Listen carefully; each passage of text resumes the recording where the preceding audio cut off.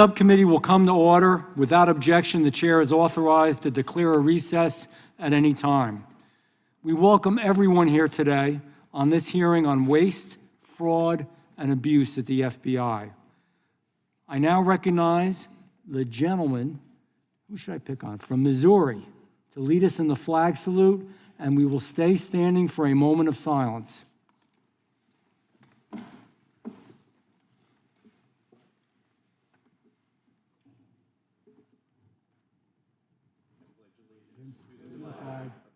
United States of America, and to the republic for which it stands, one nation, under God, indivisible, with liberty and justice for all. We'll stay standing for a moment.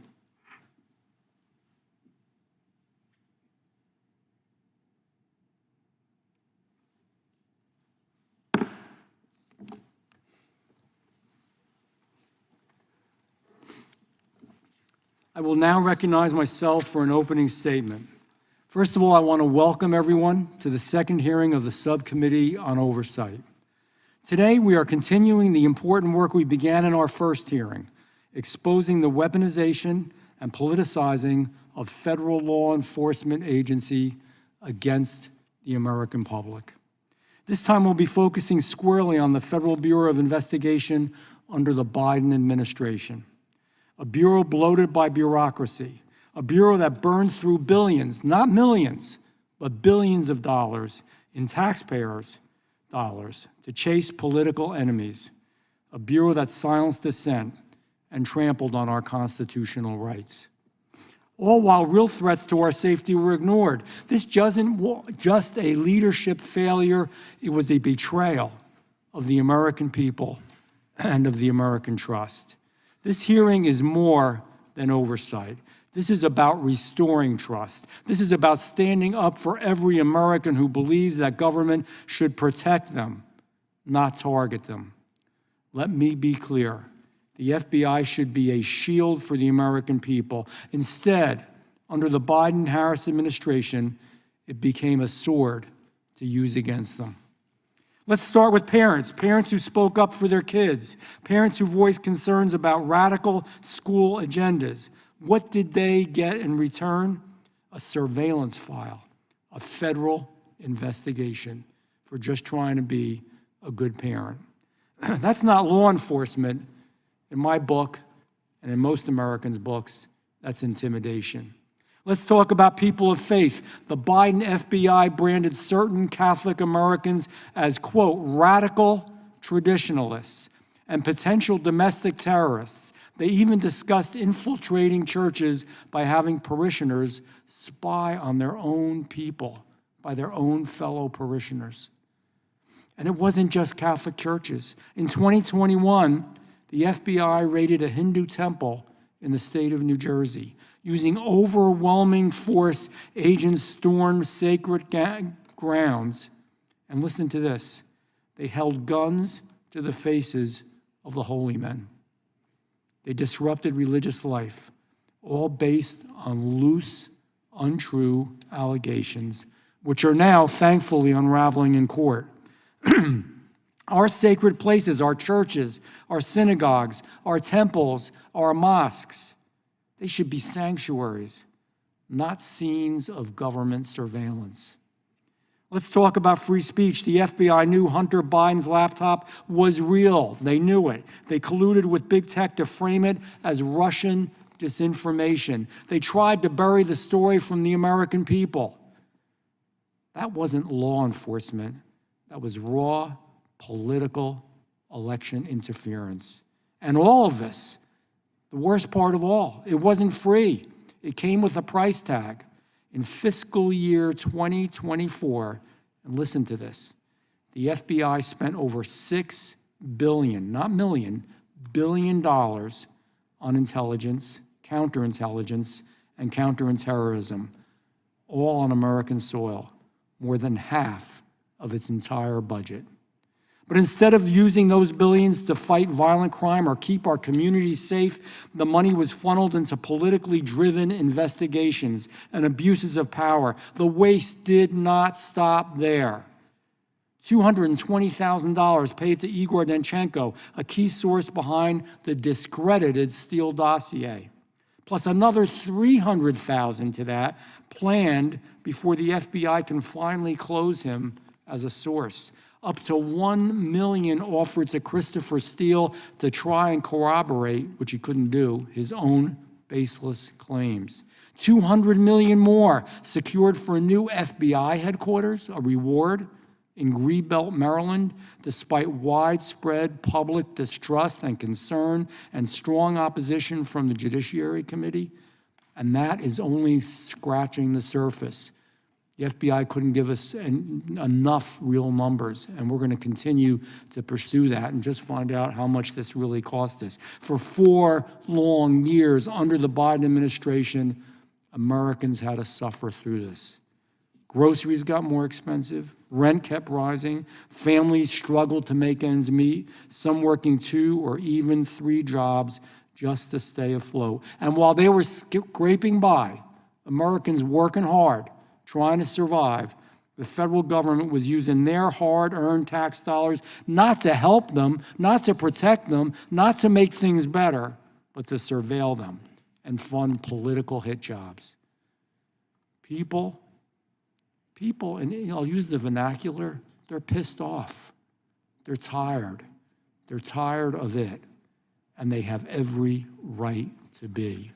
They want the FBI focused on real threats, the southern border, cyber attacks, violent crimes in our neighborhoods and our cities, foreign adversaries that are hacking our elections. Not on chasing down somebody you don't agree with, not on chasing down a political opponent. All of this pointed to a clear conclusion. The Biden FBI picks and chooses its priorities based on politics, not on public safety. And ladies and gentlemen, that is wrong. And if it weren't enough, whistleblowers tell us about a corrupt bonus structure, just to make it even worse. Bonuses for opening more cases, bonuses for inflating the numbers, bonuses for manipulating timesheets. Imagine being rewarded not for catching criminals, but for cooking the books. You couldn't make it up, but it's true. This is not a conspiracy theory. It's not a Republican talking point. It's not a political talking point. This isn't speculation.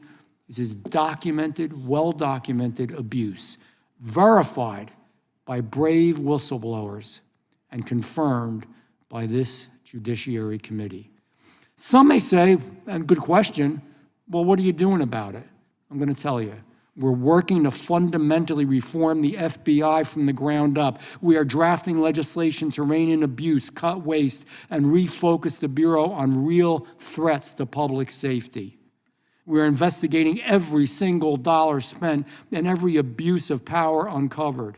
We are demanding accountability from those responsible and pressing for transparency at every single level. And yes, we are exposing the truth. Because as they say, the truth shall set you free. The first step to real change is making sure the American people know exactly what's going on, what was done to them with their own money. That's the cruel part of it. By their own government, the cruelest part of it. Director Kash Patel is leading a new FBI, one that returns to its roots, one that Americans can be proud of. He moved agents out of Washington, D.C., back into communities, back to fighting violent crimes as they should be. Attorney General Pam Bondi took swift and decisive action to dismantle the most politicized units within the Department of Justice. She redirected resources towards real law enforcement priorities, scaled back abusive practices, and made clear the DOJ's mission is to uphold the law, not to serve any political agenda. Any political agenda. You know, it's the old saying, if it happened to us, it can happen to you. This isn't Republican. This isn't Democrat. This is just doing the right thing. Together, they are rebuilding the Bureau from the ground up. They're doing it the right way, with transparency, with accountability, and with a focus on the Constitution of the United States of America. This is the FBI that the American people deserve. So today, We're going to hear from those who know the truth, former agents, former insiders, people who saw firsthand what went wrong and what we can do to fix it. Because, this isn't just about the past. It's about a better future. It's about restoring our faith in American institutions. It's about protecting our freedoms. It's about demanding that taxpayer dollars go to protecting Americans, not targeting them. The only way that we will understand where we are and where we want to go is by understanding where we were. It's about doing the right thing. I thank you, and I look forward to this testimony. I now will recognize the ranking member, Ms. Crockett, for an opening statement. Thank you, Mr. Chairman, and as I'm sure you can assume, we see this a little bit differently. Here we go again, talking about Biden, and more Biden. Today is nothing more than a dog and pony show for Republicans to avoid facing the American people for their trash policies that are killing the economy and our democracy. Despite Republicans' claim of backing the blue and being the party of law and order, we're here today because Republicans are willing to throw our country's top law enforcement agents under the bus to appease Trump and execute his political vengeance. Now, I know remembering things is hard for some of my colleagues on the other side of the aisle, like remembering not to add reporters into a signal chat discussing military war plans. But let me remind my colleagues that it was Trump who decided to store national secrets and classified documents next to his oversized bathtub and toilet at Mar-a-Lago. It was Trump who took the documents out of the boxes and shared them with his guests. It was Trump who told his staff to move the boxes when the FBI was coming. And it was Trump who appointed Director Christopher Wray as head of the FBI, the same director that allowed the investigation to move forward. As much as Trump and Republicans hate to accept it, we are still a country with laws. And when you break them, there are consequences. Now, make no mistake, we should all be concerned about the FBI. But my concerns as ranking member of this subcommittee, as a member of Congress, and as an attorney, as well as a citizen, are based on things called facts. And when I say facts, I mean clear, indisputable facts, not those alternative facts my Republican colleagues continue pushing onto the American people. So let's talk about facts. Fact. Even prior to being confirmed by the Senate, Kash Patel was directing officials within the FBI to fire members within the Bureau simply because they worked on the lawful investigations into Trump.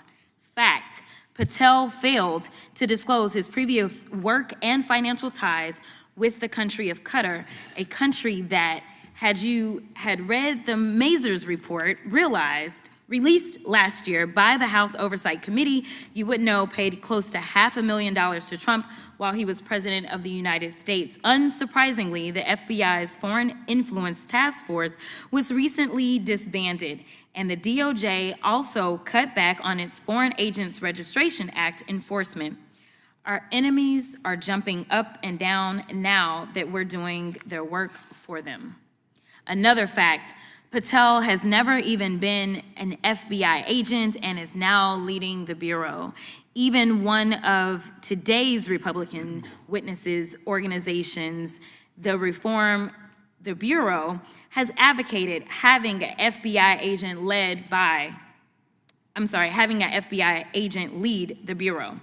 But rather than confirm a director with credible, dedicated experience, the Republicans confirmed a political loyalist with no Quantico or FBI training. Talk about DEI. Didn't earn it higher. Another fact, Patel, who rails against telework, what he calls lazy agents, was working part-time in and out of Las Vegas, commuting back and forth between there and DC, while also living in the home of a GOP mega donor. Think about that for a second.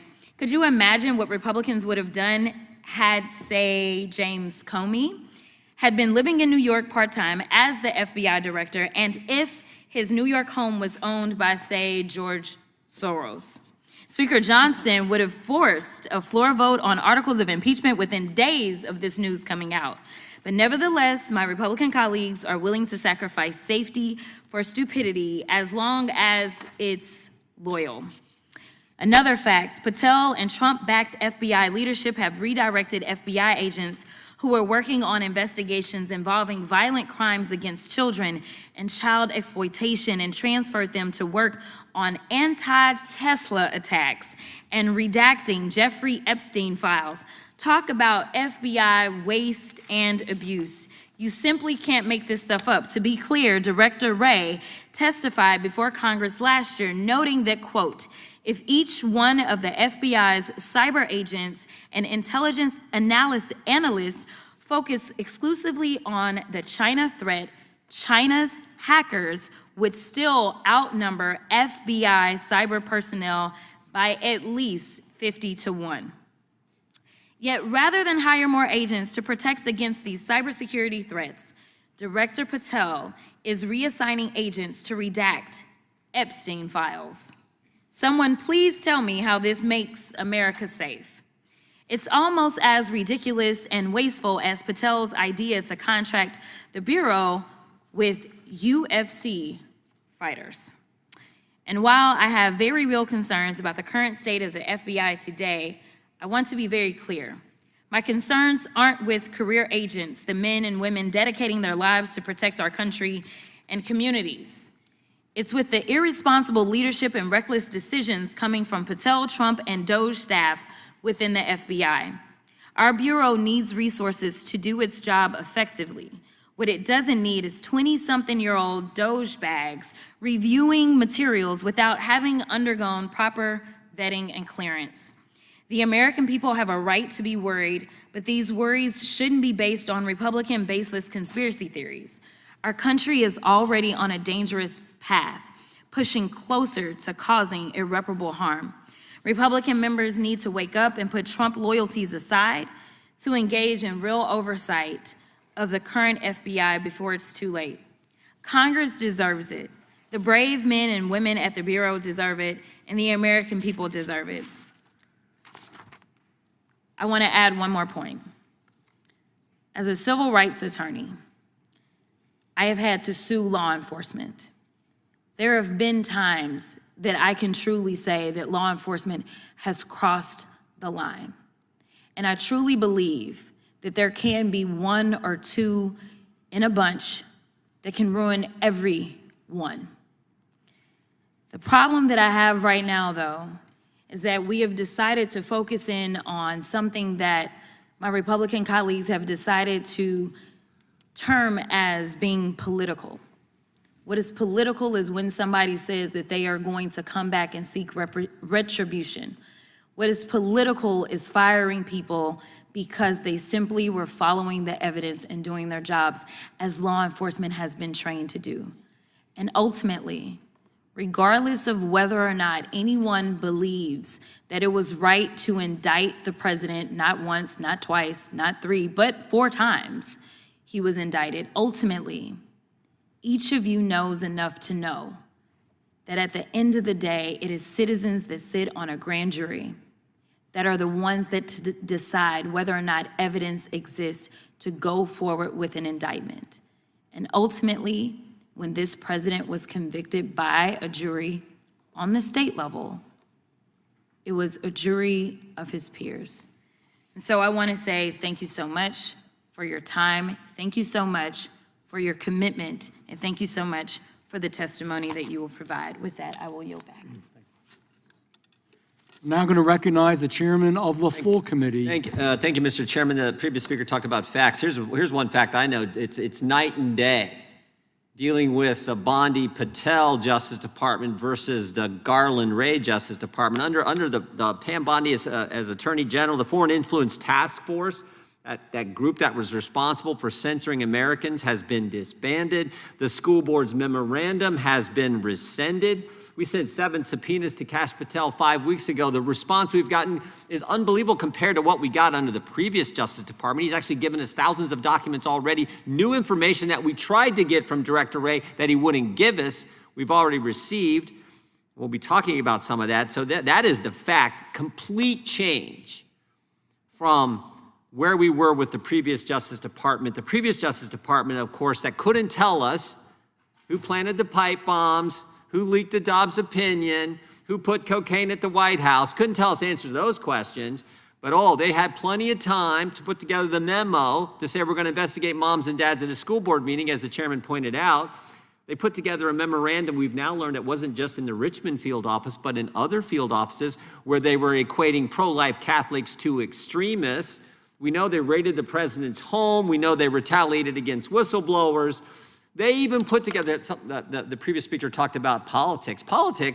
The FBI created a questionnaire where they asked their employees about other employees who were maybe giving information to us as whistleblowers. Did that person support Trump? That is as political as you can get. So the real thing here is it's literally night and day, the difference between the kind of information that we're able to receive, the help that we're getting, and the focus on going after traditional bad guys, not having half your agents and half your budgets focused on surveilling the American people. Let's go get the traditional bad guys. That's what Kash Patel is doing at the FBI, getting the FBI back to the mission they've had before, which I know some of our witnesses who served there are going to talk about. So I thank the chairman for putting this together, and I thank our witnesses for being here, and I yield back. Thank you, Chairman. I'm going to now recognize the ranking member of the full committee, Mr. Raskin. Mr. Chairman, thank you very much, and thanks to Ms. Crockett for calling us together. We are already 10 weeks into the Trump administration, and still the Republicans are recycling the most tiresome, vacuous, and debunked stories, conspiracy theories about the Biden administration, while demurely declining to conduct any oversight at all of the current administration. And I agree with the chairman of the full committee, Mr. Jordan. It is day and night, but I think he's seeing day and night backwards. Donald Trump is turning our country into a gangster state where agencies like the Federal Trade Commission, the FBI, and the Department of Justice act as presidential enforcers, conducting political deals with elected officials like New York City Mayor Adams, corporate shakedowns against ABC, CBS, and other media entities, and law firms like Paul Weiss, Rifkin, Wilmer Hale, and Jenner and Block, demanding pledges of loyalty from citizens, and in some cases, demanding cold, hard cash in lawsuits brought directly by the president against private businesses. Meanwhile, they're offering mass pardons, immunity, and protection to violent insurrectionists, convicted drug beaters, cop beaters, drug traffickers, corrupt politicians, as long as they're willing to kiss the ring and do the president's bidding. Let's look at how this administration is treating the honest men and women of the FBI. In his first days in office, Trump targeted thousands of FBI agents simply for doing their jobs after the mob violence of January 6, 2021, and holding the cop beaters and insurrectionist rioters accountable. FBI agents had to sue to stop this purge and block them from publicly releasing their names to the violent militias like Oath Keepers and Proud Boys, whom President Trump had already given pardons to. And those pardons, by the way, this Department of Justice are extending to other crimes these people have committed, including cocaine trafficking and gun charges. This administration isn't opposing corruption. It's opening the door wide open to corruption every single day for his friends. Donald Trump ordered the FBI to stop conducting background investigations of top White House officials. Why? He disbanded the FBI's Foreign Influence Task Force, charged with identifying and combating malign foreign influence operations targeting the United States. Why? He suspended enforcement of the Foreign Corrupt Practices Act and reduced enforcement of the Foreign Agents Registration Act just 2 days after it was reported that Director Kash Patel had engaged in lucrative consulting work for Qatar and for a Vladimir Putin-connected foreign arms conglomerate. The current FBI leadership is diverting the FBI's resources away from public safety and national security and towards MAGA conspiracy fixations and obsessions. According to press reports, hundreds of agents ordinarily assigned to defending the national security of the United States have been pulled into a mind-boggling effort where they were pulling all-nighters and working around the clock to review the Epstein files after Attorney General Bondi botched the first attempt at what she said was going to be a complete release of the Epstein files. So it's important to consider what the FBI is not investigating in the frenzy of all these Back to the Future wild goose chases. They're not investigating Signalgate, the extraordinary decision by a group of America's highest national security officials, including one who was in Moscow at the Kremlin at the time, to compromise the safety of our service members and intelligence officers by using Signal, a non-secure commercial application to reveal specific, confidential, and classified details about an impending military airstrike, complete with timestamps for when F-18 aircraft would launch and arrive at their targets and when Tomahawk missiles would be fired at buildings controlled by Houthi members. What are DOJ and FBI doing to investigate this stunning, dangerous episode of incompetence or recklessness, at the very least, that undoubtedly violates all kinds of federal, criminal, and civil laws? Nothing. In fact, when asked about the Signal chat, Attorney General Bondi changed the subject to Hillary Clinton and Joe Biden. Sound familiar? That's what we're doing today. Just a week after the story broke about this tremendous security breach, she said, case closed. No further investigation, no lessons learned, no hearings. That's the end. Can you imagine what they would be doing if that had happened under President Biden? If his top national security team had been talking about a military strike on Signal, there would be 8 special committees and subcommittees investigation, and they'd all be demanding impeachment, the way they're demanding impeachment of judges who blow the whistle on the illegalities of this administration. Well, what else is the FBI not investigating? Elon Musk, his startling ties to the Communist Party of China, the CCP. Musk is bulldozing our federal government while accessing the people's most sensitive databases. And he's traveled to China multiple times in the last several years and met with the highest level Communist Party officials. He's continued to open factories in China where he does half of his business, even as he works as a, quote, special government employee to dismantle and destroy our federal government. Can you imagine if President Biden had done that, what our colleagues would be saying? Well, look, in this new state that we're in, the FBI is not here to enforce the law. It exists to allow the president to shake down businesses and individuals, offering them protection and immunity if they comply and persecution if they don't. The administration installed as the head of the FBI Kash Patel, known for being the man who will do anything for Trump. They also installed as deputy director Dan Bongino, a far-right podcaster and conspiracy theorist who boasted in 2018 that his entire life right now is about owning the libs. His appointment was a particular betrayal of Patel's promise that he would appoint a deputy director who would be an onboard active special agent, as has been the case for 117 years.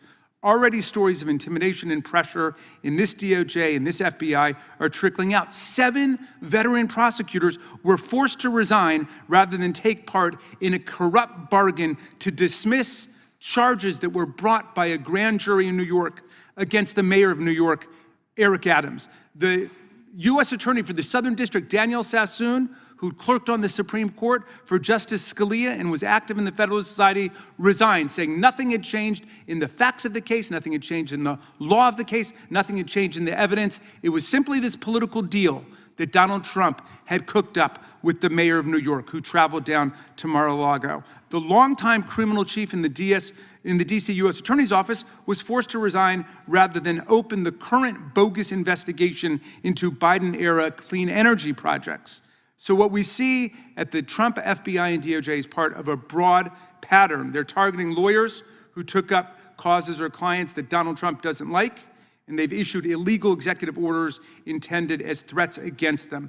The president and his friends are threatening federal judges that ruled against them to halt their blatantly illegal executive actions, calling for impeachment of the judges.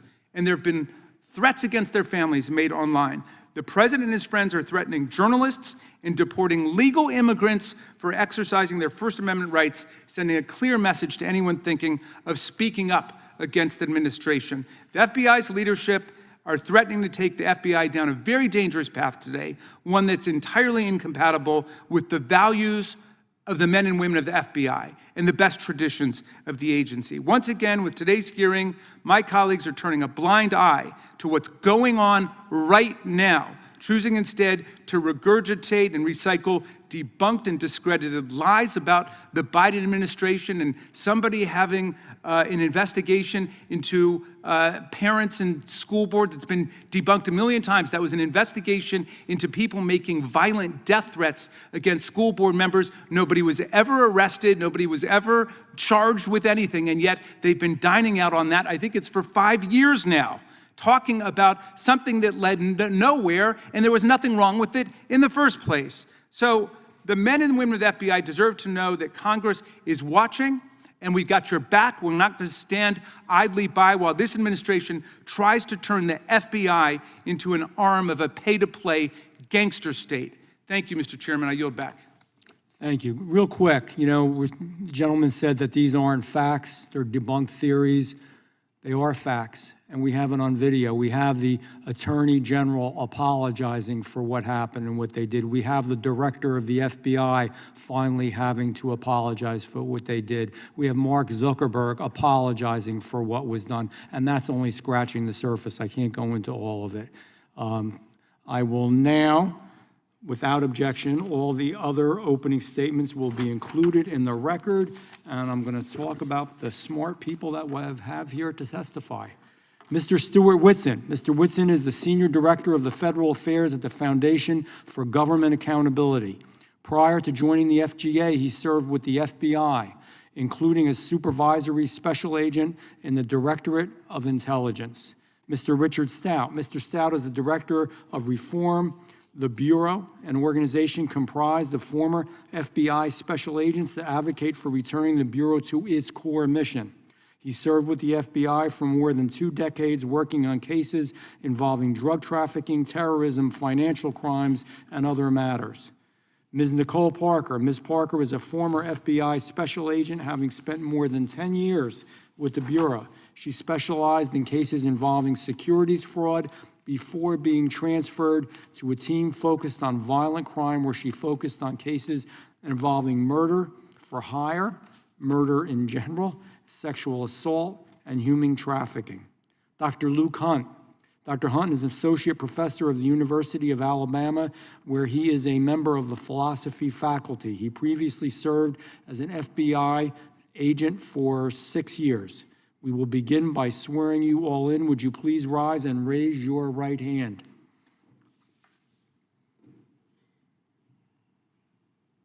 Do you swear or affirm under the penalty of perjury that the testimony you are about to give is true and correct to the best of your knowledge, information, and belief? So help you God. Let the record reflect that the witnesses have answered in the affirmative. Please be seated. Please know that your written testimony will be entered into the record in its entirety. Accordingly, we ask that you summarize your testimony in 5 minutes. Mr. Whitson, you may begin. Chairman Van Drew, Ranking Member Crockett, Chairman Jordan, Ranking Member Raskin, and members of the subcommittee, thank you for the opportunity to testify today. Elections have consequences. And in just 4 years, the Biden administration managed to politicize and weaponize the FBI in ways never seen. Whether targeting then-candidate Trump, parents at school board meetings, or Catholics doing nothing more than practicing their faith, the Biden administration hijacked the FBI to promote the left's political objectives. But it gets worse. While the full investigative resources of the FBI focused on the January 6th protesters and other perceived political enemies, the Biden administration manufactured the worst border crisis in our nation's history, allowing criminals, terrorists, and drugs to flood into our country at unimaginable levels. The result was predictable: an explosion of human trafficking, violent crime, and drug-related deaths. And with more than 2 million known gotaways on Biden's watch, the threat of a terrorist attack on the homeland is greater than it's ever been. But there's another big problem. Not only did the Biden administration's actions undermine public safety, but they also caused a majority of Americans to lose trust in the FBI. And this loss of trust is a crisis, not only for the FBI, but for the country. But there's good news. Again, elections have consequences. And with President Trump back in office, the FBI now has a new director working aggressively to right the ship. But it's not going to happen overnight, and regaining the trust of Americans is going to require significant and sweeping changes. And here's 7 such changes. First, clean house. With new leadership poised to get the FBI back on track, one big hurdle stands in the way: entrenched bureaucrats. We've already seen this play out in dramatic fashion with the now former FBI leader in New York who tried to coerce his subordinates to, quote, dig in against the administration. This was a clear act of insubordination that deeply embarrassed the FBI and only further undermined public trust. And there are surely other FBI employees still entrenched in the Bureau that will resist meaningful change in less obvious but equally harmful ways. Look, it's simple. While the vast majority of FBI employees are incredible, hardworking people who will faithfully execute their duties, the few who undermine the new leadership cannot be allowed to do so. And those who have engaged in past behavior warranting dismissal or who refuse to come to work when ordered to do so must be fired, period. Number 2, drain the swamp. Director Patel should drastically reduce the size of the FBI headquarters, keeping a small footprint in DC to promote accountability while shifting more staff and resources to the field offices and other locations outside the Beltway. Relocating the FBI outside of DC would save money and reduce political influence by allowing the FGI to hire professional staff from outside the DC bubble. Number 3, moving the bulk of FBI headquarters out of DC will present a natural opportunity to consolidate and reorganize existing units that perform duplicative or outdated missions. Director Patel should seize this opportunity to promote efficiency and save taxpayer dollars. Number 4, get DEI out of the FBI. Under former Director Comey, the FBI moved away from merit-based hiring and instead toward race-based hiring. Moving forward, Director Patel should ensure that all hiring decisions are based purely on merit and talent. Number 5, the FBI should be refocused back to a law enforcement agency that uses intelligence to advance its law enforcement mission, rather than an intelligence agency that also engages in law enforcement. Patel could start by eliminating the intelligence branch and merging its personnel and mission into the FBI's other operational units. Intelligence in the FBI should be a tool to advance investigations, not its own standalone department. Number 6, we need more oversight and accountability within the FBI. But to earn back the trust of the American people, Congress must get involved. Besides conducting your own oversight, Congress should also consider creating new criminal penalties for FBI employees who knowingly abuse the FBI's investigative powers. And finally, to get the FBI back on track, Director Patel should execute his own DOGE effort to identify waste, fraud, and abuse within the FBI. At the end of the day, America deserves and needs a world-class law enforcement agency it can trust. With the current leadership in place, the FBI is well on its way to becoming that agency once again, because after all, elections have consequences. With that, I thank you for the opportunity to testify in today's hearing, and I look forward to your questions. Thank you, Mr. Whitson. Mr. Stout, you may begin. Good morning, Chairman Van Drew, Ranking Member Crockett, members of the committee. Thank you for the opportunity to appear before you today. It is an honor to share my perspective drawn from nearly 4 decades of public service in law enforcement, national security, and counterintelligence. My name is Richard Stout. I'm a 35-year veteran of law enforcement and currently serve as Director of Reform the Bureau, a nationwide group of former and retired FBI special agents committed to restoring the FBI to its core mission, protecting the public, fighting crime, and upholding the rule of law. I took on this position with Reform the Bureau as a private citizen because I was frustrated and disheartened to see the FBI, the world's most renowned and iconic law enforcement agency, fall into such disarray over the past few years. When I was 19 years old, I became a deputy sheriff while attending college in Southwest Virginia. Driven by a strong sense of duty and commitment to community safety, I went on to become a Virginia State Trooper and later State Police Special Agent. These are early roles grounded me in the foundational principles of public trust, discipline, and ethical responsibility. In 1997, I joined the FBI as a special agent and was assigned to the Miami field office. There, I was assigned to a Colombian drug trafficking squad where I initiated multi-jurisdictional complex investigations and was responsible for overseeing federal wiretap operations, known as Title III's, targeting significant DTOs. Following 9/11, I became part of a specialized team tasked with tracking the hijackers' movements before their attack. Our work proved critical in tracing connections and providing timely intelligence to our federal and military partners supporting the broader counterterrorism effort in the aftermath of the attacks. Throughout my tenure with the FBI, I served as a case agent in several high-impact criminal investigations. Notably, I led the public corruption investigation into the Scott Rothstein Ponzi scheme, then the third largest of its kind in U.S. history. In 2005, I was deployed to Haiti as part of a team of FBI SWAT and hostage negotiators to assist in the rescue of a kidnapped 9-year-old American girl. She had been abducted from her home and was found in a remote mountainside shack being held for ransom. This operation demonstrated the Bureau's global reach and our unwavering commitment to safeguarding American lives abroad. Between 2017 and 2018, I responded to 2 active shooter events. The first was the attack at Fort Lauderdale International Airport, where I assisted Special Agent Nicole Parker in gathering evidence. The second was far more personal. My daughter was a student at Marjorie Stoneman Douglas High School in Parkland, Florida, and was inside one of the classrooms hardest hit during the shooting. The memory of that tragedy has deeply influenced my perspective on public safety, the importance of preparedness, and the deep concern I carry over the FBI's failure to act on 2 prior reports regarding the shooter's intent. In 2018, I was part of a small team that apprehended Cesar Sayoc, who targeted high-profile Democrats and media figures with mail bombs. Internationally, I represented the FBI in coordinating with foreign partners on reintegrating deportees formerly radicalized by extremist groups. I've lectured at the International Law Enforcement Academies in Hungary and Botswana, and proudly graduated from the FBI National Academy Session 272. Since retiring, I've continued to serve the public through Reform the Bureau. We at Reform the Bureau support Director Patel, AG Bondi, President Trump, and their reform-minded approach to the FBI. Our intent is to not harm the Bureau, but to restore it. The stories and data we've brought forward represent deeply ingrained issues, repeatedly experienced by dedicated professionals.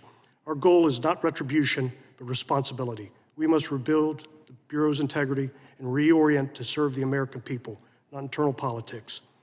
One of the areas we've been most focused on is Bureau decentralization, getting more resources and agents out of Washington and back into the field. The Director has been vocal in his support for this approach. We applaud his efforts. Another area is proper resource allocation. We at Reform the Bureau believe the criminal investigations have been deprioritized over the past few years in favor of those more political in nature. That must end, and we trust the Director will properly allocate the resources needed to pursue, capture, and deter criminals who wish us harm. Mr. Chairman, members of the committee, our nation is at a crossroads in how we approach law enforcement, national security, and the trust placed in our federal institutions. I look forward to contributing to this important discussion and happy to answer your questions. Thank you. Thank you, Mr. Stout. Ms. Parker, you may begin. Chairman Van Drew, Ranking Member Crockett, and members of the subcommittee, I would like to thank you for inviting me to come and respectfully speak with you today. It was my privilege and honor to serve America as an FBI special agent for over a dozen years under 3 administrations. While extremely demanding, my pursuit of justice for all never once gave me reason for pause until I witnessed social, cultural, and political agendas enter the FBI mission to the point it impacted our ability to effectively do the job the public and our responsibilities demand. During my career, I observed an organizational change that I labeled the emergence of 2 FBIs. FBI 1 understands the Constitution and honors its oath to uphold and defend it. It is indifferent to partisanship, places the public's interests first, and aggressively seeks out the truth. FBI 1 keeps its head down, stays under the radar, works tirelessly, and produces outcomes all Americans can be proud of. On the other hand, FBI 2 is the antithesis of FBI 1 and serves at the convenience of itself and is willing to use their law enforcement power to push their own personal, political, and social agendas without consideration to its oath of office. Under the Biden administration's Justice Department, it became increasingly difficult for special agents to do their jobs as Americans lost trust and confidence in the FBI. In a June 2023 NBC News poll, only 37% of registered voters surveyed said they had a positive view of the FBI. Lady Justice was no longer blind. It seemed that equal protection and justice under the law might not mean the equal application of law. DOJ and FBI 2 targeted President Trump's 2024 campaign and the January 6 subjects in a way that I had never witnessed before. And I say that as someone who investigated the most violent and dangerous offenders in South Florida. They treated Trump in particular as if he were at the top of the FBI's most wanted list. Love him or hate him, it is entirely irrelevant. FBI 2 abused its discretion and authority in both cases, while other judicial remedies remained reasonably available and dismissed legitimate concerns raised by FBI 1. Yet the FBI seemed to turn a blind eye to crimes committed by those on the opposite end of the political spectrum. On February 2nd of 2021, FBI Miami Special Agent Laura Schwarzenberger and Daniel Alphen were shot and killed in the line of duty while executing a search warrant on a child predator. It is disturbing to me that during the same time frame, we regularly heard of FBI SWAT resources liberally being dispatched for the arrest of first-time, nonviolent January 6 offenders. The widespread use of SWAT appeared to be for political intimidation. Yet in contrast, there was no SWAT presence when FBI agents Schwarzenberger and Alphen were murdered. Child predators are known to be the most dangerous and violent offenders. If SWAT had been there that morning, they would still be alive. And to add to the pain of their deaths, the FBI did not even pick up the tab for their memorial services. A private donor was asked by the FBI if they'd be willing to pay for them, since the FBI did not have the funds to do so. Yet the FBI was spending exorbitant amounts of money on non-mission-based projects, such as moving to electrical vehicles, January 6 investigations, and diversity initiatives. The FBI became laser-focused on its Office of Diversity and Inclusion Programs. There were 19 different diversity committees, clubs, and groups. Focusing on anything other than the FBI's mission is a dangerous distraction. I've never once consoled a grieving family that requested I ensure the most diverse agent brings justice to their loved one. The Bureau must hire and promote solely based on meritocracy, and the FBI should focus on what unites us, not what divides us. It is one mission to protect all Americans and uphold the Constitution. When my colleagues were murdered in the line of duty, it was highly troubling to me that there was never an FBI-wide after-action review by Director Wray, not even an email outlining what transpired and lessons learned to mitigate risks going forward. Yet during the same time frame, FBI 2 flooded my email inbox with diversity promotions, celebrations, cultural committee activities, climate change messaging, and several requests to go to Washington, D.C. for temporary duty assignments for January 6 investigations. Unconscionable. I left the FBI close to 2 years after their deaths, and still radio silence from leadership regarding what transpired that horrific morning. Further, the DOJ changed its deadly force policy in July of 2022 for the first time in 18 years on the heels of the 2 FBI agents being murdered in the line of duty. Tone deaf. When agents should have been given more support and protection by the policy, many interpreted it that we were given less protection and more legal scrutiny with an additional de-escalation section. This can be fatal when decision-making is measured in fractions of a second, action versus reaction, and many believe the changes were a result of social justice pandering. The list of issues and concerns myself and others had with the FBI was growing long. No one felt that their voices mattered or that any changes were possible, as Director Wray and AG Garland believed that all was well, while many at the FBI were deeply troubled by what was transpiring. After much prayer and reflection, it was time for me to walk away. It is remarkable that several fugitives from the FBI's most wanted list have already been taken into custody since President Trump took office January 20th. I am hopeful and confident that under this new administration with AG Pam Bondi and FBI Director Kash Patel at the helm, that with time, effort, and serious reform, the FBI will regain Americans and FBI's employees' trust again, dismantling the political and social weaponization and return to its greatness. That is what our current, retired, and fallen FBI heroes' legacies deserve, and most of all, it is what Americans deserve. Thank you, Ms. Parker. Dr. Hunt, you may begin. My goal is to briefly share my understanding of the FBI's important mission in a way that I hope is free from partisanship.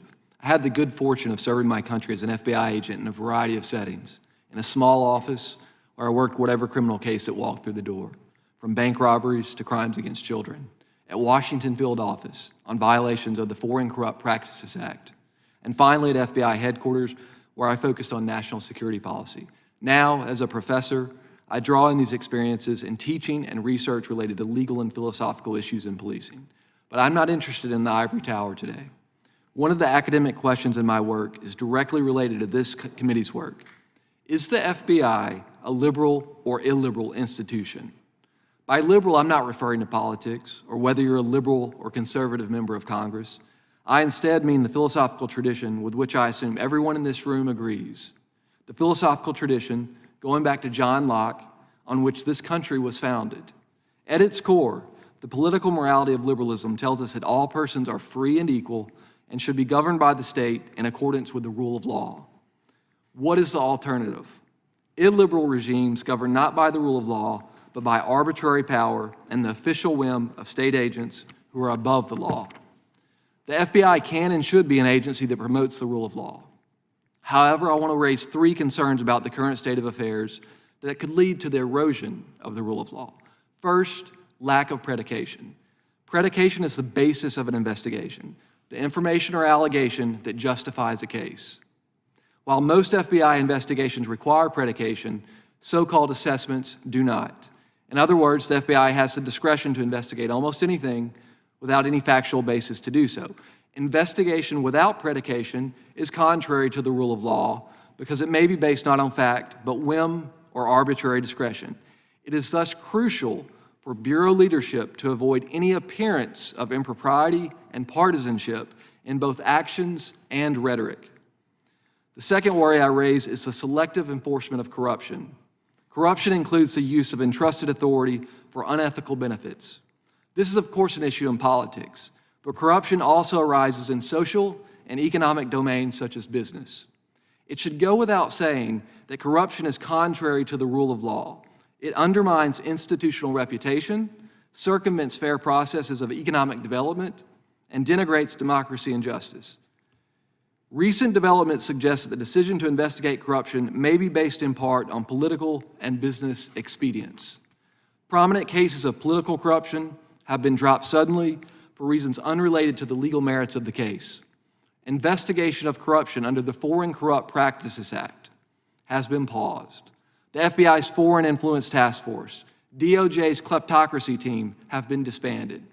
A lack of transparency into this sort of selective enforcement of corruption could politicize the FBI, undermining the rule of law. Predication suggests a righteous investigation, regardless of whether the target is a regular citizen or a powerful politician or corporation. If we don't want to slide towards illiberalism, then no one should be above the law. Finally, I raise a concern about the selective enforcement of national security threats. We are all familiar with the horrific pattern of political and ideological mass killings in recent years. The 2015 killing of 9 black people in a Charleston church by a white supremacist hoping to spark a race war. The 2018 killing of 11 in the Pittsburgh Jewish community. The 2019 killing of 23 people in El Paso, motivated by claims of a Hispanic invasion. The 2022 killing of 10 black people in Buffalo based on a manifesto on racial purity. We should add the assassination attempt of President Trump, a very heinous act that occurred in 2024. Now listen, I have no personal information about the FBI's plan to stop politically motivated violence. On one hand, I've read reports that the disgusting vandalism and arson directed at Tesla will be prioritized as domestic terrorism.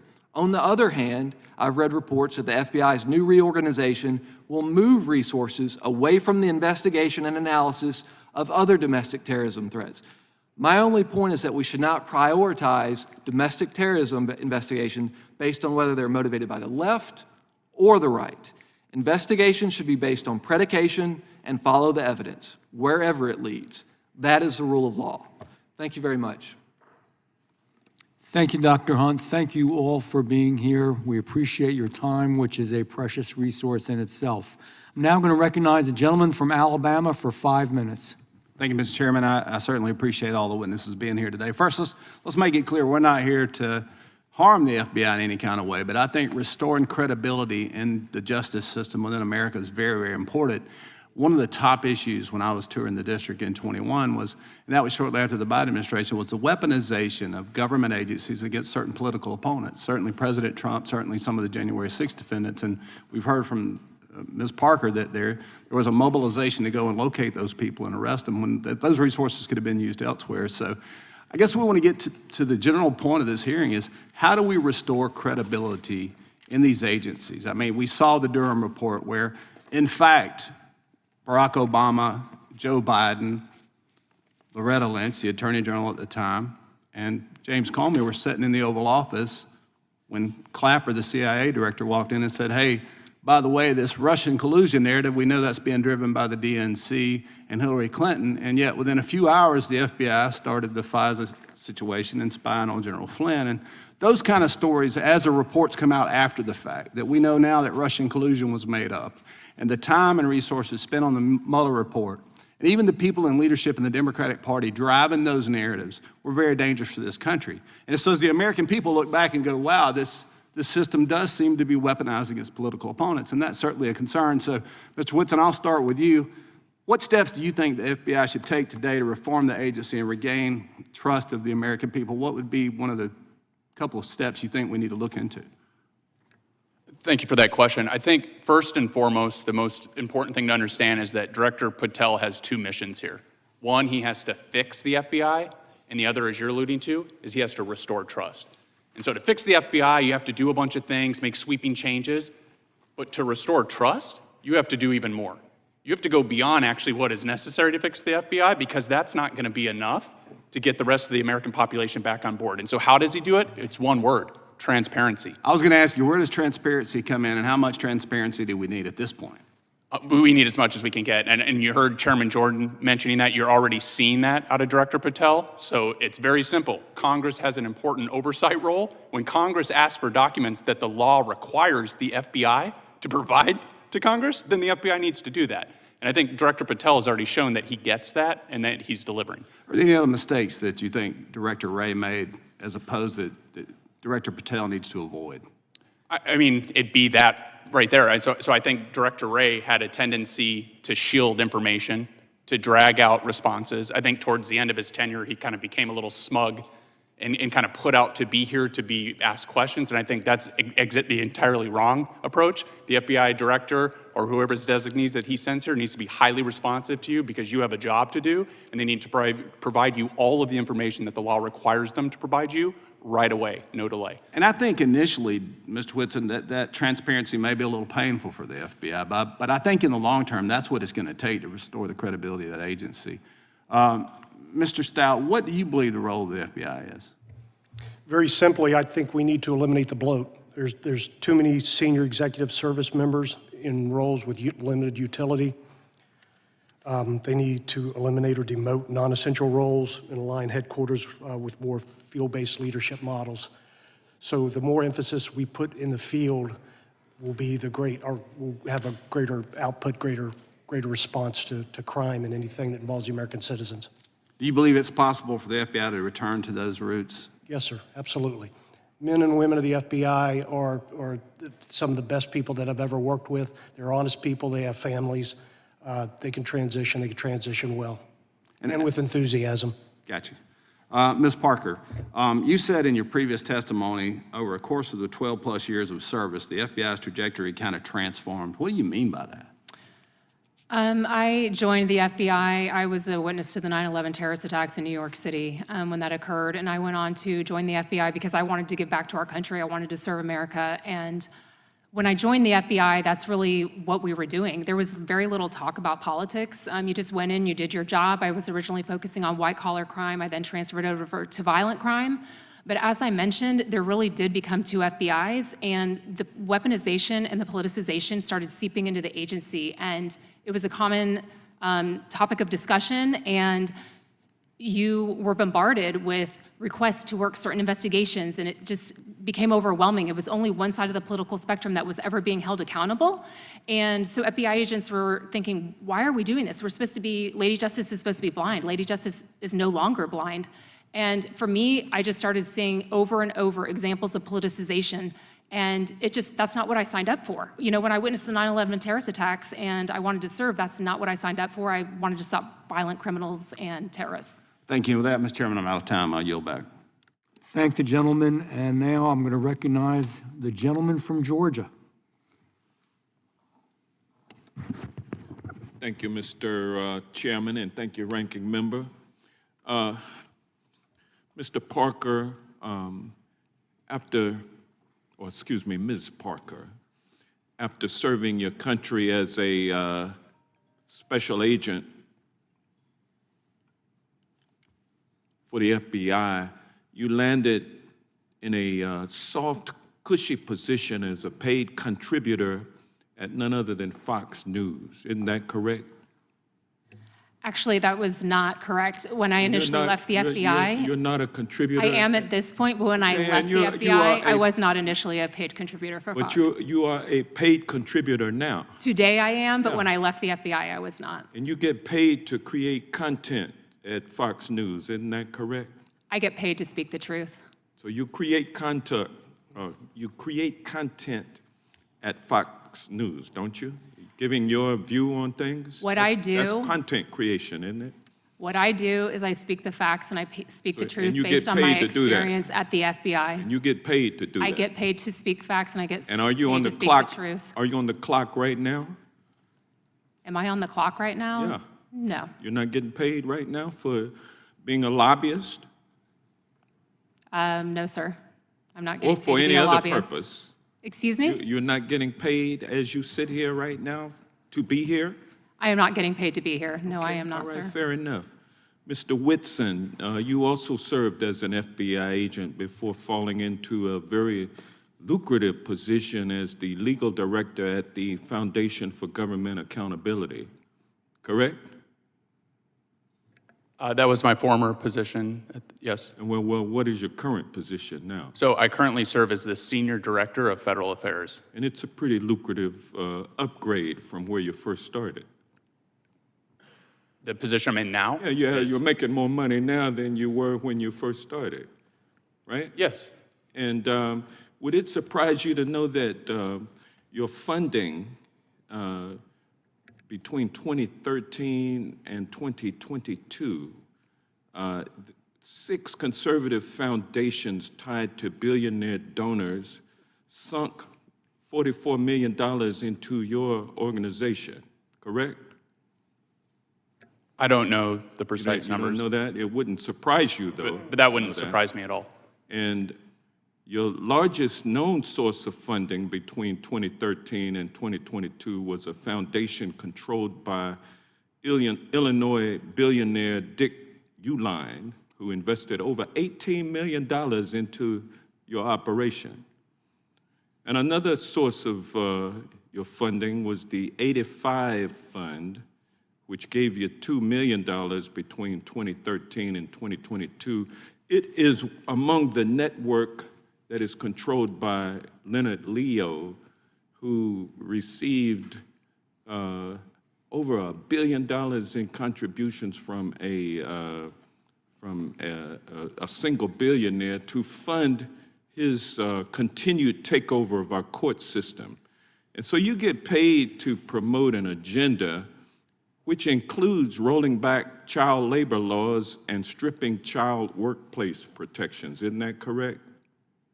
No, that's not correct. And your organization has also worked to stop Medicaid expansion and to slash food stamps, correct?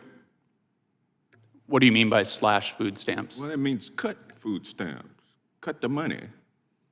And y'all have been advocating for that, and you also were among the organizations that wrote the notorious Project 2025, which is the radical right-wing agenda, the blueprint that President Trump is implementing along with co-president Musk, correct?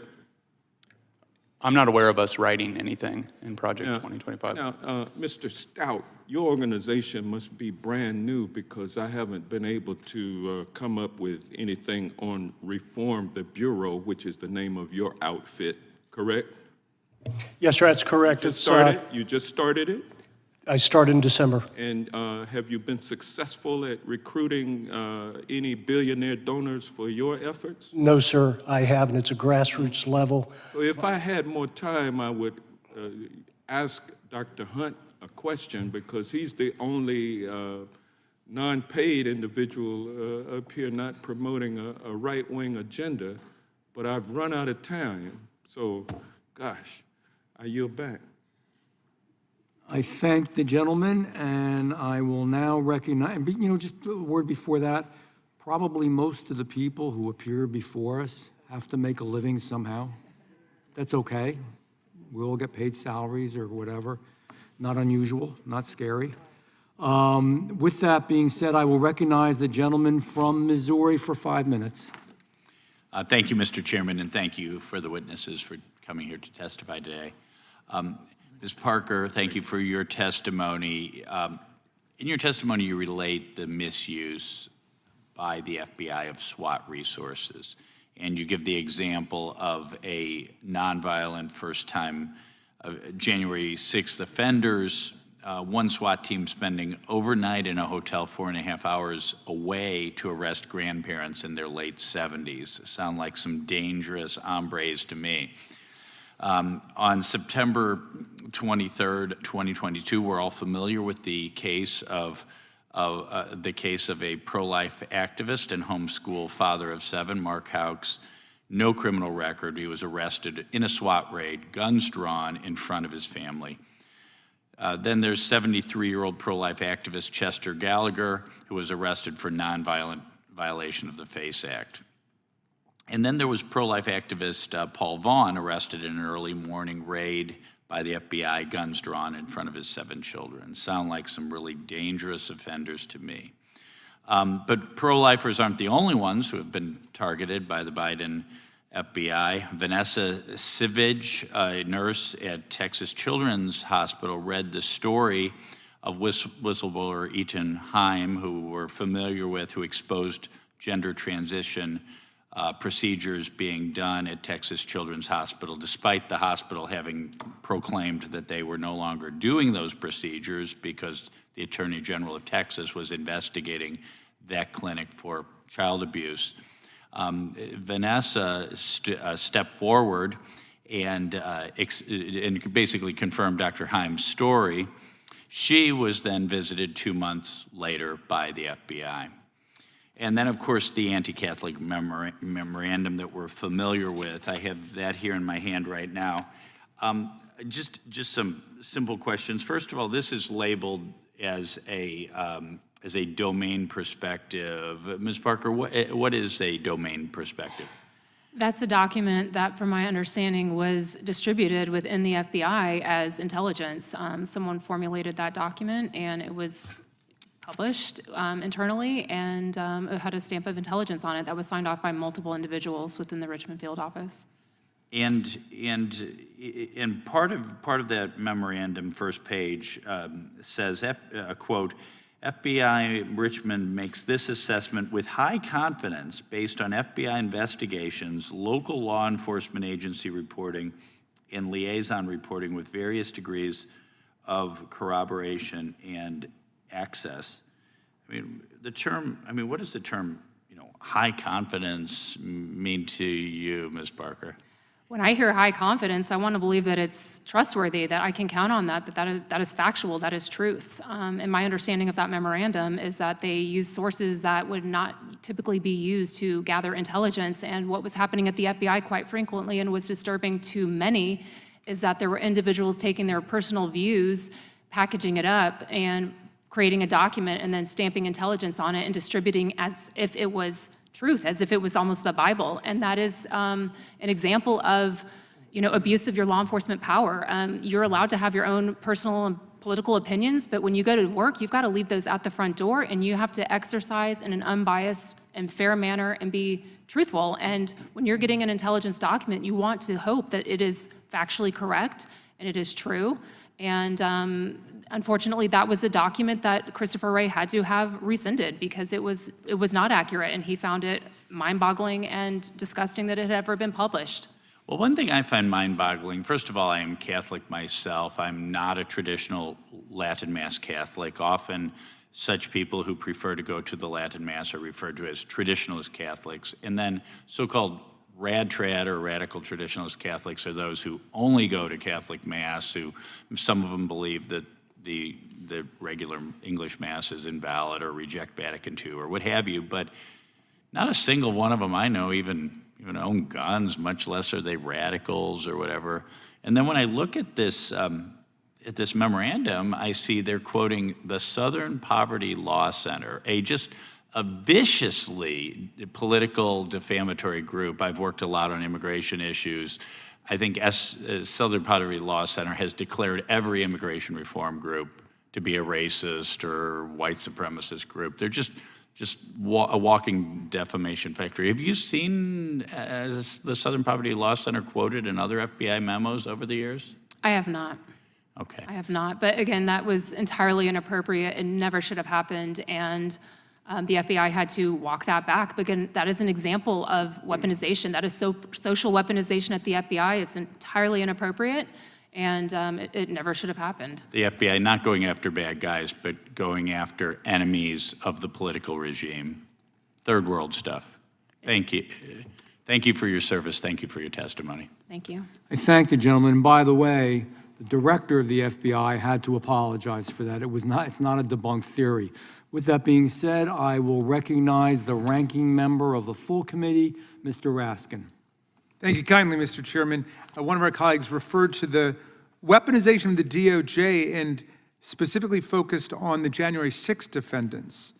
That startled me because 140 American police officers were violently assaulted on that day, wounded, hospitalized, some of them disfigured, disabled, forced to leave police work. But he said that there would have been a better use of FBI and prosecutorial and investigative resources, and I wonder what he was referring to. And in any event, Dr. Hunt, do you agree with that assessment?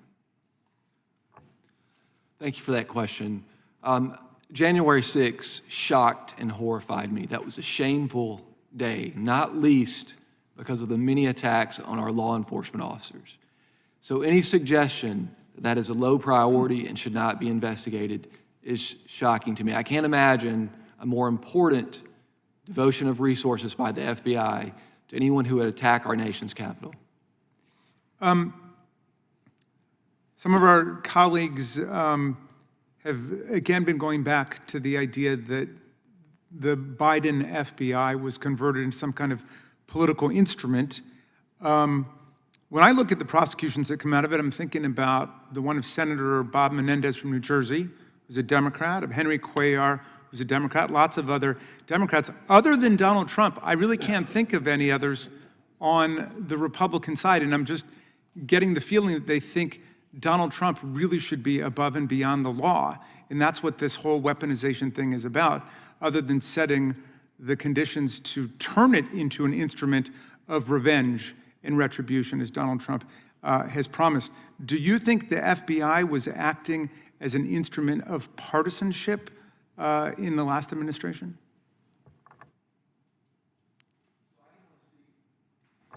I can only speak from my personal experience, and I can say this. When I was an FBI agent, the men and women that I worked with, they based their investigations on facts and law. They based their investigations on predication. The worry I have is with respect to corruption today. When there's selective enforcement, and just as a regular American citizen, I'm not an insider now, when I see a high-level politician and charges are dropped, and there's no reason, I, as an American citizen, don't understand why that's the case. You're referring to Mayor Adams. That's correct. But there was a reason, which was he agreed to play on Donald Trump's political team, and the very Republican, conservative U.S. Attorney for the Southern District said nothing had changed in terms of the facts of the case, nothing had changed in terms of the law, nothing changed in terms of the evidence.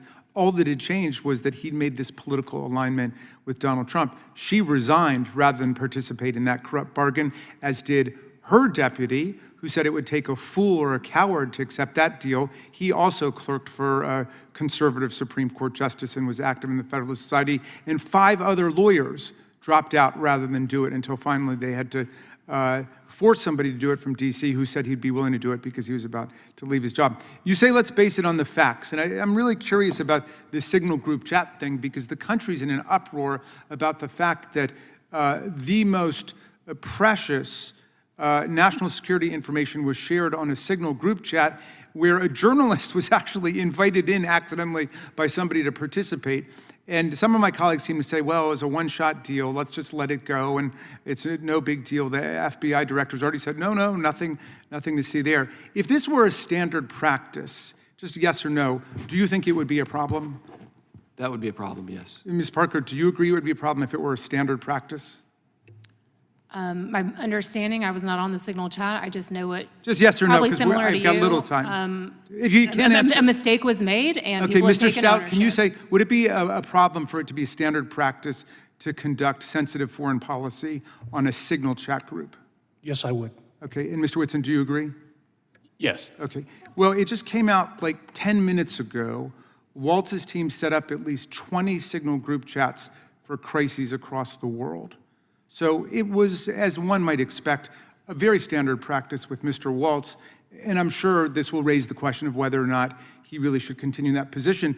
But do you think that the FBI should investigate what the national security implications and what the public safety implications are of his having done that, Dr. Hunt? So this comes back to the rule of law. As an FBI agent, there were strict rules about sensitive material. We had to be in a skiff. We had to take the utmost caution. So to treat other people that are more powerful differently definitely suggests to me a deviation from the rule of law. All right, thank you, and I yield back to you, Mr. Chair. Thank the gentleman. You know, there's a difference between a mistake and purposeful, perpetrated policies Chair. are wrong. Just point out, okay. I beat you to it. I recognize the chairman of the whole committee. Thank you, Mr. Chairman. Mr. Whitson, before you got what Mr. Johnson described as high-paying job as Senior Director of Federal Affairs Foundation for Government Accountability, you worked in the FBI, is that right? Yes. 10 years in the FBI? Yes. And prior to that, you were in the United States Army? Yes, sir. 300 combat missions in Iraq, is that right? Yes, sir. And your time at the FBI, you were special agent in the directorate, supervisory special agent in the Directorate of Intelligence. Is that accurate? Yes, Chairman. In your testimony, and I just want to get you familiar with this subject matter, in your testimony you said one of the ways we can eliminate waste, fraud, and abuse is including the overspending on confidential human sources. You said that in your testimony, right? Yes, Chairman. Are you familiar with the Inspector General's report about the confidential human sources who were there on January 6, 2021 here at the Capitol? Have you read the report? I haven't read that closely. Well, let me tell you a few things that they say in there, and I want to ask you a few questions. He said there were 26 confidential human sources there at the Capitol that day. Does that surprise you? No. Doesn't surprise you. Okay. He said 17 of those 26 confidential human sources entered restricted space they weren't allowed to go into. Does that surprise you? No. Doesn't surprise you. They did things they weren't allowed to do. Well, I'd need more details about, so were they doing it on their own? Were they told to do it? Were they, that kind of thing? We want to know the answers to those questions too. Yes, sir. 4 of them went inside the Capitol, and 2 of the 4 who went inside the Capitol were specifically asked by the FBI to be there that day for this. Does that surprise you? Not necessarily. Not necessarily. But I need to know more facts. And does it surprise you that any of them, none of these individuals, to our knowledge, were charged with anything? No, I mean, if they were tasked to be there. Okay. I would need more information. Okay, well, in your testimony, you talked about overspending on confidential human sources. Do you believe, is it likely these 26 were being paid by the FBI at the time they were doing this? I think that's, if they're a confidential human source that's actually on the books, then it's highly likely that they were Highly paid. likely they're being paid. If they were tasked to do that. Even if they weren't specifically asked to be there that day? You think there's likely they were paid? So if they weren't asked to be there, I think usually they're giving us like a lump payment periodically, so it wouldn't be for a specific tasking necessarily. It'd be hard to answer that. Are you familiar with what was released here earlier this week, the text communications between FBI agents regarding October 14th, 2020 New York Post story on the Hunter Biden laptop? Have you had a chance to review those? I haven't seen those text messages. Well, let me just read a couple to you here. It says, nobody on the call is authorized to comment on the New York Post story. Twitter is treating this as disinformation. I just want to read something that took place earlier that day. The way this day worked is the story came out. That day, Elvis Chan, a guy with the FBI, is meeting with the tech company, something he did on a regular basis in the run-up to the 2020 presidential election. At that meeting, someone asked, hey, there's this New York Post story. Is the laptop real? And we know this took place because we deposed Mr. Brady Olson, and he gave us this information. And he said, when that question was asked, the response was, yes, the laptop is real.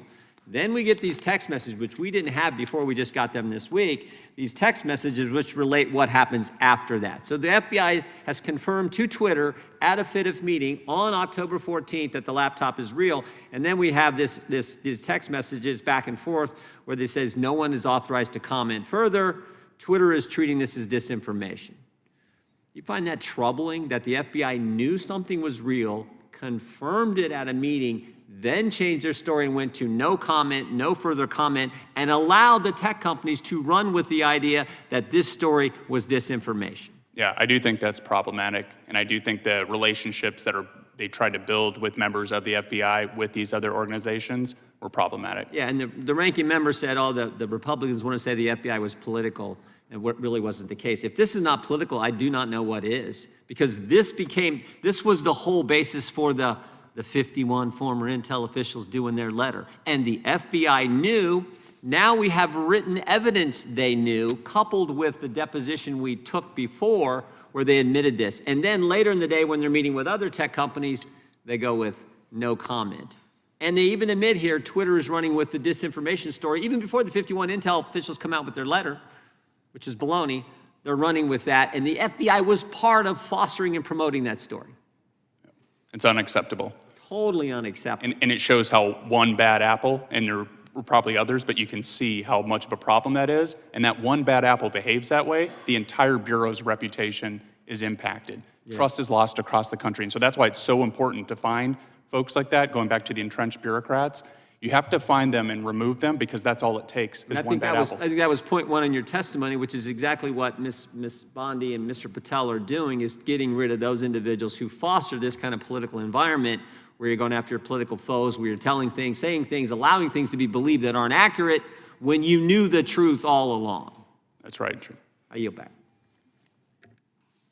Thank the chairman. I now recognize the ranking member of the subcommittee, Jasmine Crockett. Thank you so much, Mr. Chairman. And I first just want to begin with a news alert. Guess what? Joe Biden is not the president anymore.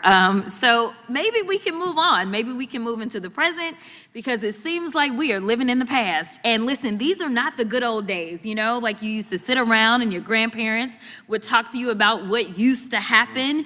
What we need to be talking about is how we are going to legislate, because I think that some of my colleagues have confused what our jobs are. And I get that we're sitting in Judiciary. And so it may seem as if we are here to be litigators, but we are here to be legislators, which means that we are supposed to be writing laws, not trying to have our own trials and determine whether or not something is true or not, or whatever the case is, or who should be sued, who shouldn't be sued. All I know is that a great American hero, a good senator out of New Jersey, said something to the effect yesterday as he was shattering the record for holding the floor, a record that had been held by another racist in this country. As he shattered that, he said something about the fact that this should not be about left versus right. It should be about right versus wrong. And I am going to tell you that I want us to focus on right versus wrong. The reason that we are struggling right now in this country as it relates to people not trusting agencies, honestly, a lot of it is because of elected leaders. Let me tell you, one of the things that the chairman and I actually agree upon, we don't agree on a lot, is that we both know that there has been a sharp incline as it relates to threats upon our lives. Regardless of what side of the aisle you sit on, we both know and agree that as sitting members of Congress, we both are enduring more death threats than anybody should in this country. And I believe that it is because of the divisive rhetoric, and it is because of the selective enforcement of things. And so when we have, and I'm gonna be clear, because I had remarks and I'm going a whole other way. To have the sitting Attorney General go on, and I'm gonna call it faux news. I know some of y'all love it, but it's fake to me. To have her go on Fox News and to then decide that she wanted to send a threat to me, it was wrong. Because here it is, she is the highest law enforcement agent in this country, and people are watching and they are consuming this information, and they are believing that simply because I decided that I wanted to exercise my right to free speech, which I am not abridged from doing, that she then wanted to then politicize something that should not be politicized. I don't like Elon Musk. I'm going to say it 50,000 times. I don't like him. I don't like that he going out there and he firing people. I think that he's a crook because somehow the rest of us can't sit around and get whatever federal contracts we want. The rest of us can't sit around and get law enforcement and get them somehow ordained as federal law enforcement to protect him. The rest of us can't get our dealerships protected by the federal government. That is somebody that is operating above the law. For whatever reason, just because he has a lot of money, more money than everybody else. And yes, I am happy to see that on my birthday, which is what I said, there were peaceful protests around this world against him because he is a problem. And so you never should have somebody that is sitting that high and is going to sit up here and threaten a sitting member of Congress when she knew good and well, if she watched the entire thing, that I specifically told protesters to make sure you consult with lawyers, just like I've told protesters over and over and over in the history of me advising people to go out and exercise their constitutional right. The fact that there are other sitting members that have received letters of threat from this new DOJ tells me that they are about retribution and they are not about following the law. The reason that our party, or I won't even say our party, our country is torn apart is because we can't even agree on right versus wrong. This should not be left versus right. The only thing that we're asking is that we have law enforcement that will show up when there is an actual crime. If somebody calls and says, hey, I need you to investigate this cyber crime, or I need you to investigate this child pornography, or I need you to investigate this robbery, then we want somebody to show up, and we don't want them to look at us and act as if just because I'm black or because I'm woman, that I am not worthy of having that case investigated, because we have an administration that is continuously railing against diversity, equity, and inclusion, or we don't need people that show up that feel like diversity should not be valued. That is why we should have somebody that may show up and looks like me. The final thing that I'll say, because you've been gracious, is this. When I first became a public defender, I had no criminal defense experience. And I walked in and I told my boss, Charlie, I said, listen, you should hire me. He said, why? I said, because I'm black. Charlie looked at me like I was crazy. And I said, let me tell you something. When I walk in, I'm going to walk in with a level of rapport and understanding that maybe some of my other colleagues will not. Charlie offered me my job, and I worked my butt off, and I worked really, really hard for all of my clients, not just those that look like me, and that is what it looks like to serve. Thank you. Thank the gentlelady, and I recognize the gentleman for Kansas for 5 minutes. Thank you, Mr. Chairman. I appreciate it. I do want to give the witnesses a heads up. I do intend to ask them questions over the course of this 5 minutes. I spent a dozen years as the chief law enforcement official of my state.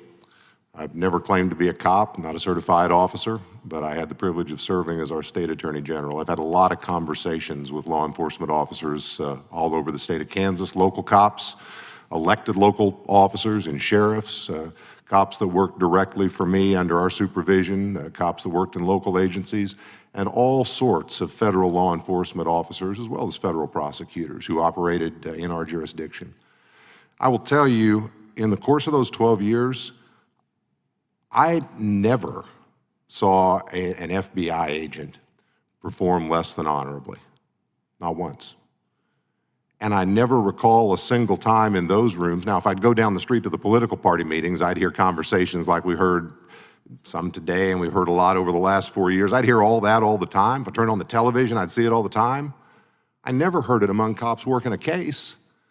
I heard folks who knew each other and liked each other and cooperated with each other, who said, how are we going to get that child molester off the streets? How are we going to solve this murder? How are we going to deal with that case of elder abuse? How are we going to deal with that crime that's in front of us? That's the FBI I know, and it's the law enforcement world that I know. And I would just ask, Mr. Whitson, you're first up here, is that consistent or inconsistent with the law enforcement community you operated in? It's absolutely consistent. I'd say I had partners that I worked with for years on cases, and if you asked me what political party those people were in, I couldn't tell you. And they couldn't tell you the same for me when I was in the FBI. So that is the real FBI. When you go out to the field offices and you get away from headquarters, that's the real FBI, the real work. That's what they're like. And Mr. Stout, you were a local or state officer or both before being federal. How about you? Is what I just described consistent or inconsistent with your experience? Yes, sir, it is consistent, and I would tack on to that something earlier that Ms. Crockett said that I'm interested in about galvanizing this country. What will bring us all together? You know, something do it briefly. you mentioned, there's a special place in hell for pedophiles and child pornographers, and we have systems in place at the FBI, but we can make those systems a little bit better, a little bit tighter. I'm prepared to talk about it later today if you wish. That sounds very good. Let me tell you a brief story, and then I have some follow-on questions. So during the course of the time I was serving in that role, we had a terrible case. It was a racist, bigoted individual from a neighboring state who crossed the line into our state with the intent of killing a group of folks because of their faith. He went to a religious institution. He shot the place up. He killed, as I recall, 3 people. He was immediately apprehended. He has since died in prison. But there was, at the moment that happened, there was a motivated federal and state through the local authorities response. A lot of folks on the scene, everybody trying to figure out how do we secure this thing, how do we fix it. And then there was a professional discussion, who's gonna go first in the prosecution, because you had a state murder and you had federal hate crimes, as well as some other federal crimes perhaps. And man, the press loved it. I mean, every day there was a headline about this dispute between the district attorney and the United States attorney and the local cops and the federal cops and who's gonna go first. And finally it was decided the state would go first, and the district attorney announced it was filing capital murder charges with a notice of intent to seek the death penalty under our state law.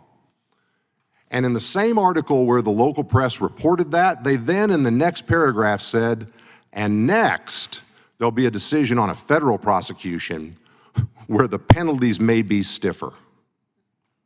Think about that. Think about that. I offer the story up for this reason. I think there may be a perception outside the cops on the beat, federal and state, who do this work in our communities every single day, that what we talk about up here is reality and that somehow the federal law enforcement officers are superior to their state counterparts. I don't think that's true. I don't think it's close to true.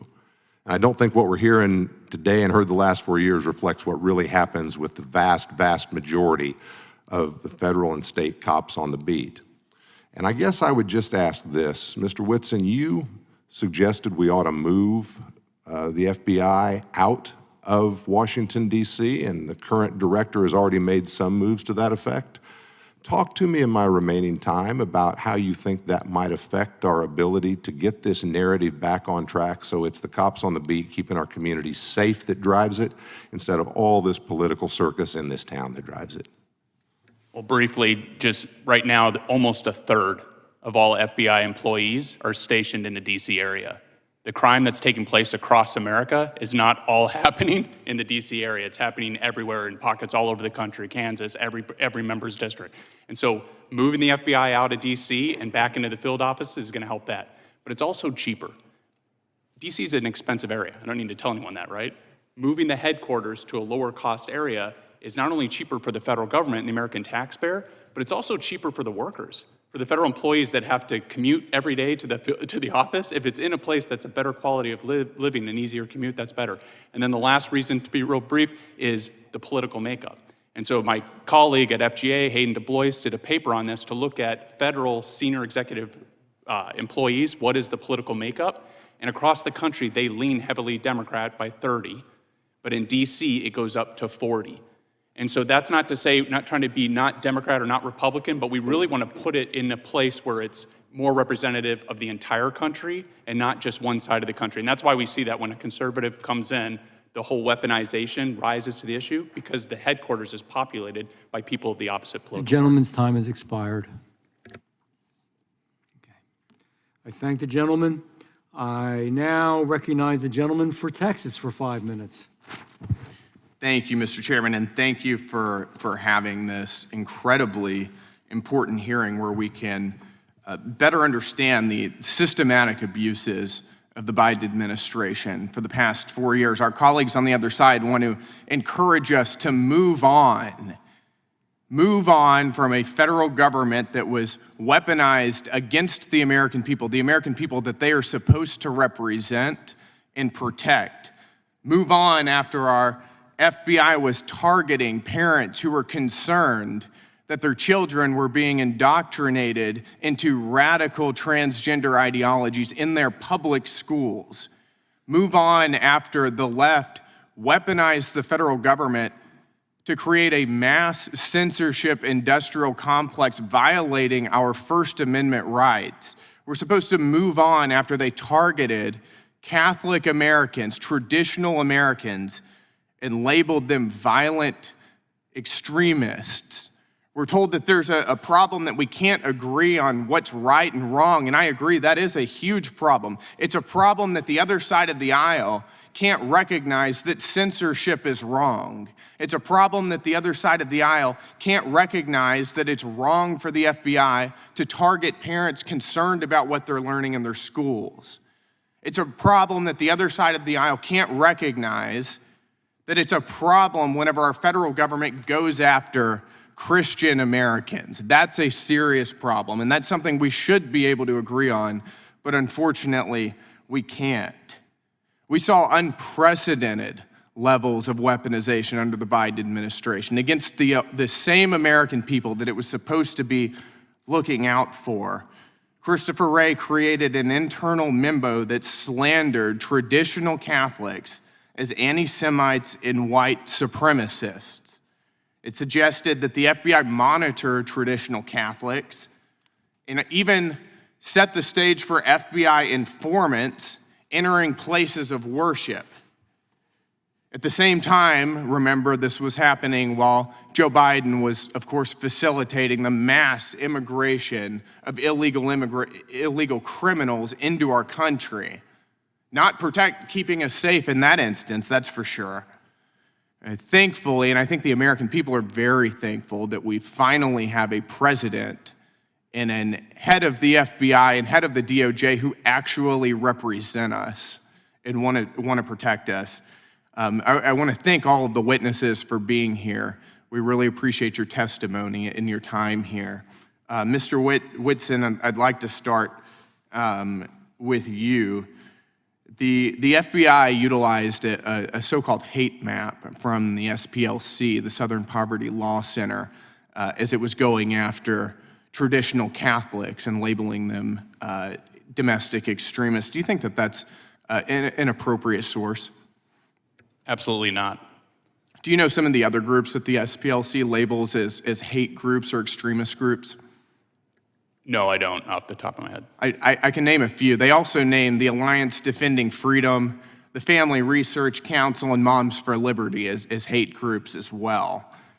Do you find it concerning that they were using the SPLC as a source? Yeah, I find it deeply concerning. Do you think that Catholics who celebrate the traditional Latin Mass are a threat to the American people? I don't, because I'm one that does that on occasion.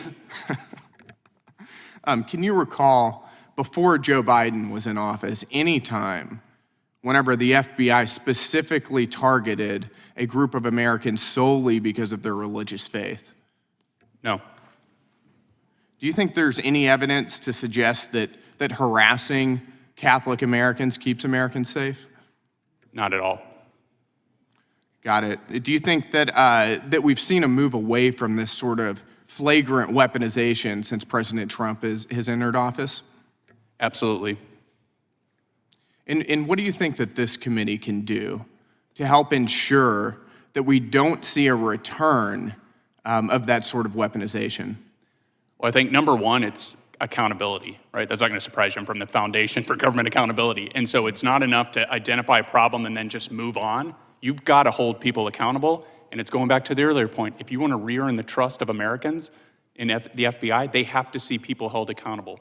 But then at the same time, you need to refocus and look at what are the problems we have right now, and that's the wide open border, that's the violent crime, and so you need to press the FBI to make sure they're pushing resources where they should. Thank you. Thank you, Mr. Chairman. Thank the gentleman. I'll yield 5 minutes to myself. I'm going to ask you all a question.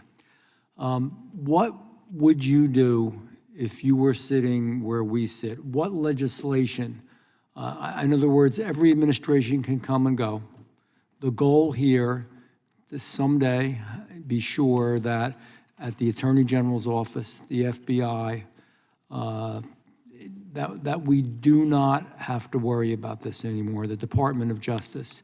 Is there any legislation, I'll start with Mr. Whitson, but I'll go all the way down to Dr. Hunt, any legislation you would suggest specifically to help, or just to help in general, if you, again, were a legislator, if you were a member of Congress? Thank you for that question. I think to start, I would codify the president's authority to fire insubordinate or unproductive employees. And so it's the Schedule F. I would extend that to all executive branch employees. I don't think it would have the kind of effect that some on the left have claimed. I think it would just give whoever the executive is, whether that's a Democrat or Republican, the ability to remove people that are, again, unproductive or insubordinate. At the end of the day, federal workers shouldn't have more protection than private sector workers. But get this, Chairman, a private employee is 5 times more likely to get fired or laid off from work than a government employee. That shouldn't be that big of a disparity. And so that's the problem with the way our government is set up, is there's no market forces on the federal government. And so when they fail to address a problem, what is their solution? It's the same every time. Just throw money at it, right? We weren't able to fix this problem, so let's just bring more personnel in. And so the people that were ineffective, that were unable to accomplish the mission, are then just transferred over to another department so that this unit can do the mission. And so that's wrong. In the private world, those people would have to be dismissed and go find another job. And so the president, and he can push that down for the FBI's case to Director Patel, he can delegate that power, but to give him the authority to remove those people more easily would be great. Thank you. Mr. Stout. Chairman, I think post 9/11, Director Mueller changed the organization, shifted it to more of an intelligence-based collection, and got away from facts and law enforcement. And we still had that, but the emphasis was on best guess. And I think that's what we need to return to, is back to fact-based investigations. I don't think that's going to take a lot of legislative work. I just think that's going to take internal policy changes, and working with DOJ. Shouldn't cost the taxpayers anything. It's just a shift in thinking. I thank you, and I think you're correct. I don't think that's necessarily a legislative change, but just a change in direction and thought, whoever's in control. Ms. Parker. Thank you. First of all, just real quick, I wanted to speak to Ranking Member Crockett. I have an appreciation for what you're saying between right and wrong. I myself received a message on X this morning wishing that I was inside of a Tesla that would explode, and so I understand what it feels like to receive a threat. It's entirely inappropriate and unacceptable, and I should not be the target of violence. And so I just wanted to tell you that is wrong, and that should be, someone needs to be held accountable for that. I will say likewise. Thank you. That is wrong. That is wrong. And, you know, just to chime in for a second, unfortunately, I'm getting used to it. You know, it's a sad commentary, but I think we all are, you know, and that is one thing that I believe there could be bipartisan agreement to just cut that out. And it's our responsibility to try not to promote it, all of us in whatever position we have, and to make sure that we protect those that are in harm's way. So I thank you for that remark as well. Legislation. So an answer legislatively, I mean, getting back to what the FBI's core mission is, and I'm not sure how you're going to legislate this, but the bottom line is there has to be transparency, there has to be accountability, and there has to be consequences. And again, it's not about what side of the political spectrum you stand on. It should be completely irrelevant. Again, when you walk into the door as an FBI agent, it shouldn't matter if you voted for this person or that person. You put your political persuasions and opinions to the side, and you do the right thing for the right reasons. And I am a very big proponent, obviously, of stopping violent crime, stopping human trafficking, and keeping all Americans safe. Do you think there should be, for those that misuse their power in the FBI or in general, Department of Justice attorney, should there be enhanced penalties or penalties? Absolutely. If you're abusing your law enforcement power to push your political and social agendas and doing the wrong thing for the wrong reasons, you must be held accountable. Thank you. Again, I agree with Whitson.